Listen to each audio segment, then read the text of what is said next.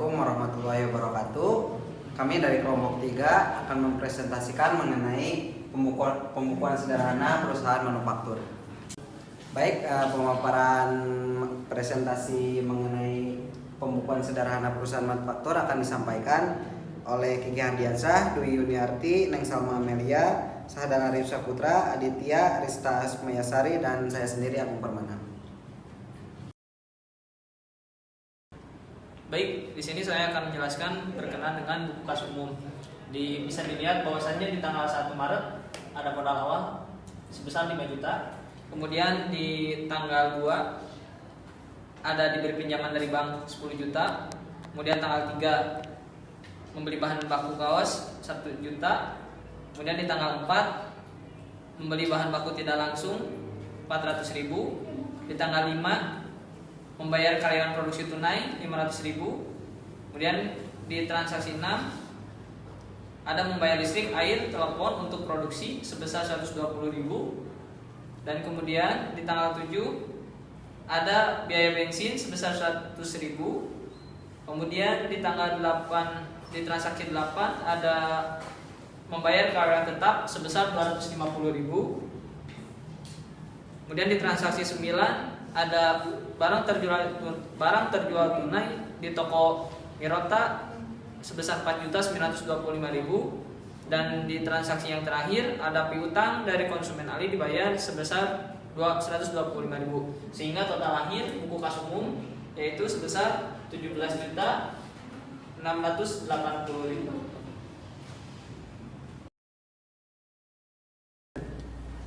Baik, selanjutnya ada buku kas pembantu kas harian.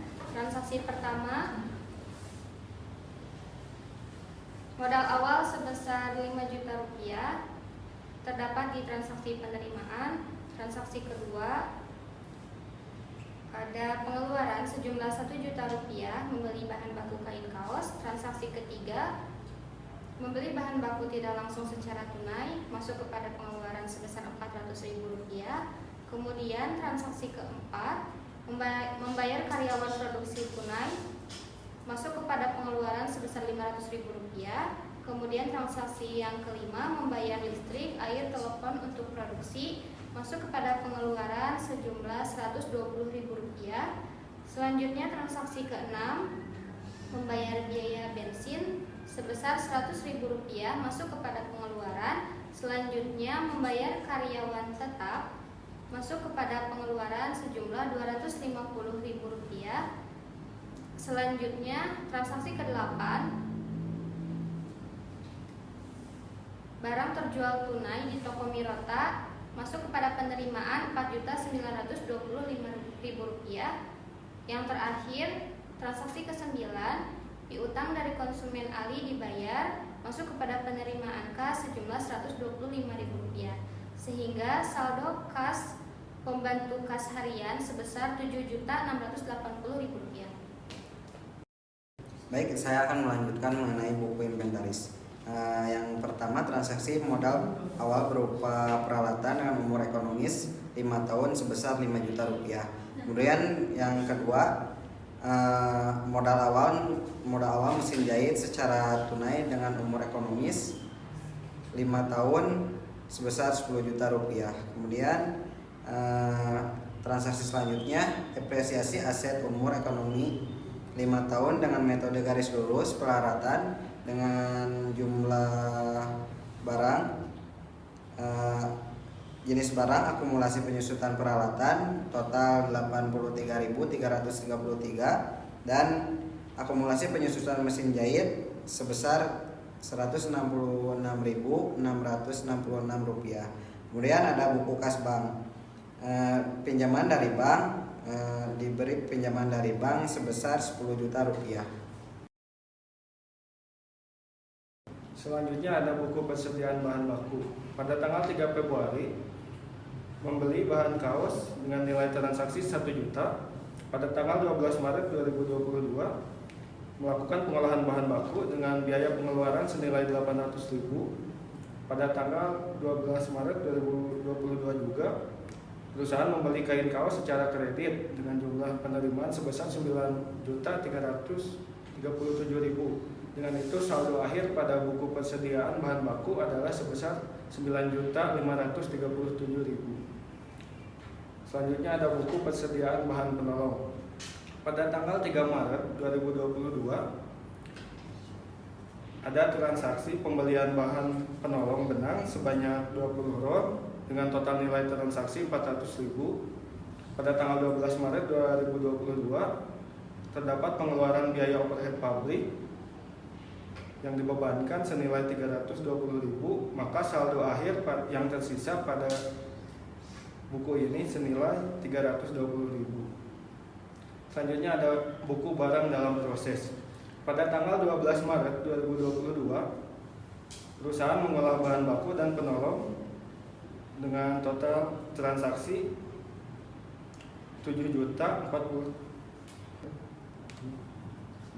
Selanjutnya ada buku barang dalam proses. Pada tanggal 12 Maret 2022, perusahaan telah mengolah bahan baku dan penolong dengan total transaksi senilai 1.620.000.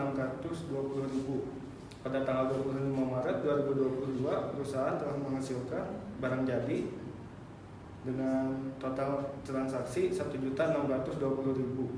Oleh karena itu, sisa akhir pada saldo buku barang dalam proses tersisa adalah Rp0. Selanjutnya ada buku persediaan barang jadi. Pada tanggal 25 Maret 2022 terjadi transaksi produk jadi dengan total Rp1.620.000.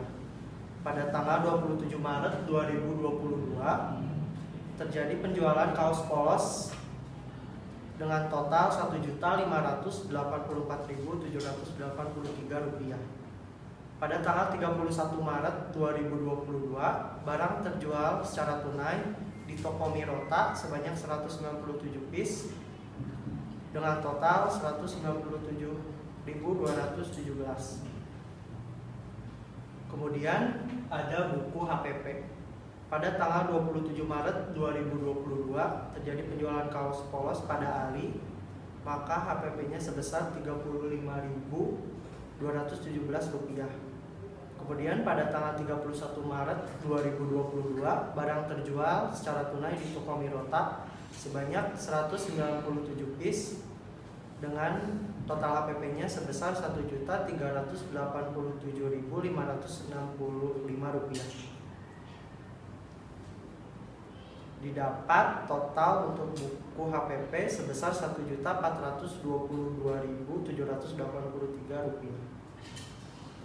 Kemudian yang selanjutnya ada buku piutang. Transaksi 27 Maret 2022 penjualan kaos polos kepada Ali mencatat Rp125.000. Selanjutnya ada buku utang usaha. Pada tanggal 12 Maret 2022, perusahaan membeli kain kaos dari supplier secara kredit. Nilai pembelian tersebut sebesar Rp9.337.000. Maka total saldo pada buku utang usaha adalah sebesar Rp9.337.000. Selanjutnya buku utang bank. Pada tanggal 2 Maret 2022, perusahaan tersebut menerima pinjaman dari bank sebesar Rp10 juta. Dengan demikian, saldo kas perusahaan tersebut akan bertambah sebesar Rp10 juta. Selanjutnya ada buku modal. Pada tanggal 1 Maret 2022, perusahaan melakukan setoran modal sebesar Rp5 juta. Setoran modal ini merupakan bentuk investasi awal dari pemilik perusahaan. Pada tanggal 1 Maret 2022 juga, perusahaan membeli peralatan dengan umur ekonomis 5 tahun sebesar Rp5 juta. Peralatan merupakan salah satu aset tetap perusahaan. Dan pada tanggal 1 Maret 2022, perusahaan membeli mesin jahit secara tunai dengan umur ekonomis 5 tahun sebesar Rp10 juta. Mesin jahit juga merupakan salah satu aset tetap perusahaan. Oke, selanjutnya ada buku penjualan tunai. Barang terjual tunai di toko Mirota sebanyak 197 pieces dengan total Rp4.925.000. Kemudian ada buku penjualan barang kredit. Yang pertama, penjualan kaos polos sebanyak 5 pieces dengan jumlah Rp125.000. dan juga piutang dari konsumennya dibayar sebesar 125.000.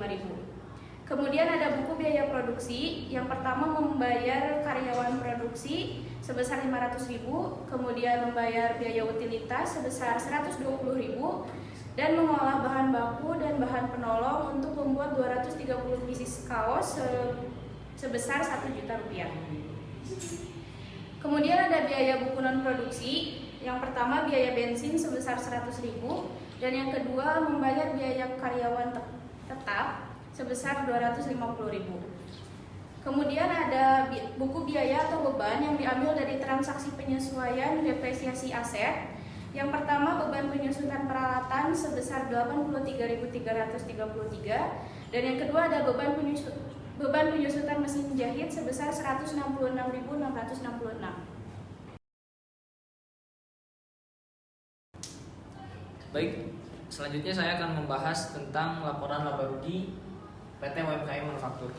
Di sini bisa terlihat bahwasannya penjualan tunai sebesar 4.925.000, kemudian penjualan kredit 125.000 sehingga total 5.050.000. Kemudian harga pokok penjualan kita bisa lihat bahwasannya barang persediaan jadi di akhir yaitu berkisar total 1.422.782 rupiah, sehingga penjualan bersih dikurangi dengan harga pokok produksi menghasilkan laba kotor 3.627.218 rupiah.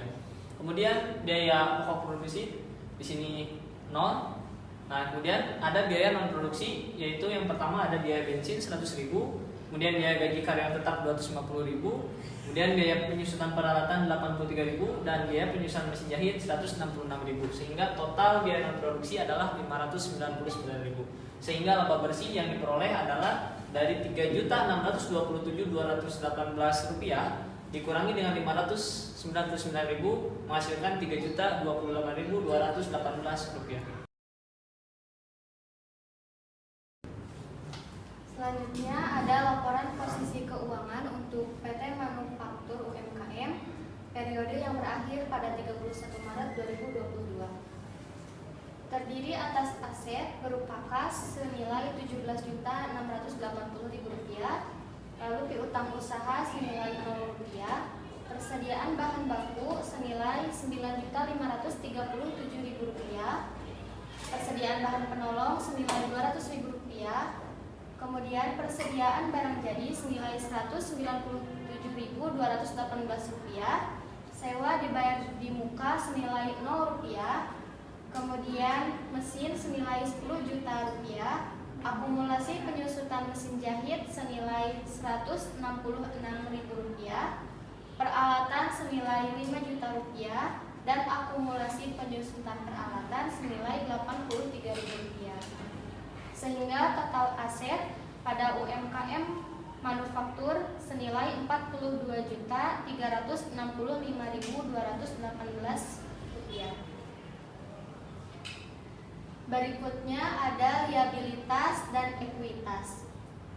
Liabilitas PT UMKM Manufaktur terdiri atas utang usaha senilai Rp9.337.000 dan utang bank senilai Rp10 juta, sehingga total dari liabilitasnya adalah Rp19.337.000. Berikutnya ada ekuitas yang terdiri dari modal senilai Rp20 juta dan laba periode berjalan senilai Rp3.028.218, sehingga total ekuitas sejumlah Rp23.028.218. Sehingga total liabilitas dan ekuitas dari perusahaan UMKM Manufaktur balance dengan nilai asetnya yaitu Rp42.365.218.